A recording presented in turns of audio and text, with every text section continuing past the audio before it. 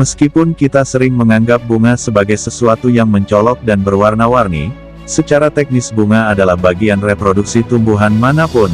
Di divisi Magnoliophyta, sekelompok tumbuhan yang juga dikenal sebagai Angiospermae. Dengan lebih dari 300.000 spesies Angiospermae, terdapat banyak variasi bunga di luar sana.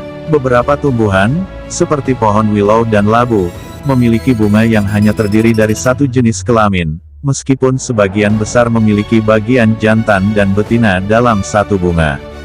Meskipun banyak bunga yang memiliki kelopak untuk menarik penyerbuk, ada pula yang mengandalkan angin atau air untuk penyerbukan sehingga tidak memiliki kelopak sama sekali.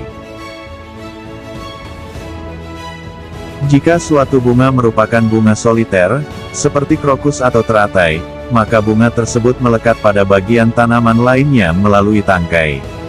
Ketika bunga-bunga dikelompokkan menjadi suatu perbungaan, masing-masing bunga melekat pada tangkai utama dengan batang pendek yang disebut pedicel.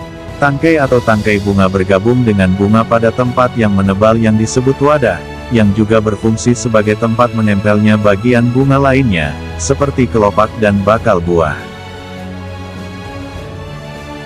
Perian terdiri dari kelopak bunga dan sepal, keduanya merupakan daun yang dimodifikasi. Sepal sering kali berwarna hijau, tetapi bisa juga hampir identik dengan kelopaknya sendiri. Mereka berfungsi sebagai lapisan terluar dari kuncup bunga dan kemudian terbuka untuk mendukung struktur reproduksi bunga.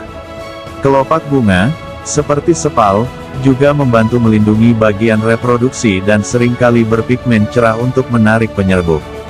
Kelopak bunga berwarna kuning dan ungu, misalnya, memikat lebah dan kupu-kupu.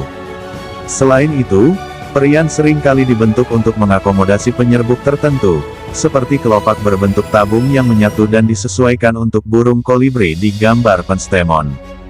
Bersama-sama, semua sepal bunga disebut kelopak dan semua kelopaknya membentuk mahkota. Benang sari adalah bagian bunga jantan yang terdiri dari kepala sari dan filamen. Butir serbuk sari, yang masing-masing berisi 2 sel sperma, diproduksi dalam struktur mirip kantung yang disebut kepala sari. Setiap kepala sari ditopang oleh tangkai panjang dan ramping yang disebut filamen. Menariknya, jumlah benang sari biasanya sama dengan jumlah kelopak bunga. Secara kolektif, seluruh benang sari pada bunga dikenal sebagai androecium. Bunga bakung ini, misalnya, mempunyai androecium dengan 6 benang sari, dengan kepala sari berwarna jingga jelas siap berbagi serbuk sari. Putik merupakan bagian reproduksi bunga betina yang terdiri dari kepala putik, tangkai putik, dan bakal buah. Kepala putik berfungsi untuk menerima serbuk sari dan berada di atas tangkai yang disebut stilus. Bentuk kepala putik bisa bermacam-macam dan sering kali lengket untuk memastikan serbuk sari tidak tertiup angin. Bentuknya melekat pada ovarium, yang menampung benih potensial yang disebut bakal biji. Ketika butiran serbuk sari hinggap di kepala putik, butiran tersebut mulai tumbuh membentuk tabung ke bawah melalui stilus hingga mencapai ovarium. Kedua sperma tersebut kemudian muncul dan keduanya membuahi satu bakal biji, membentuk embrio dan sumber makanannya. Ovarium kemudian matang untuk membentuk buah untuk melindungi benih yang sedang berkembang dan membantu penyebarannya.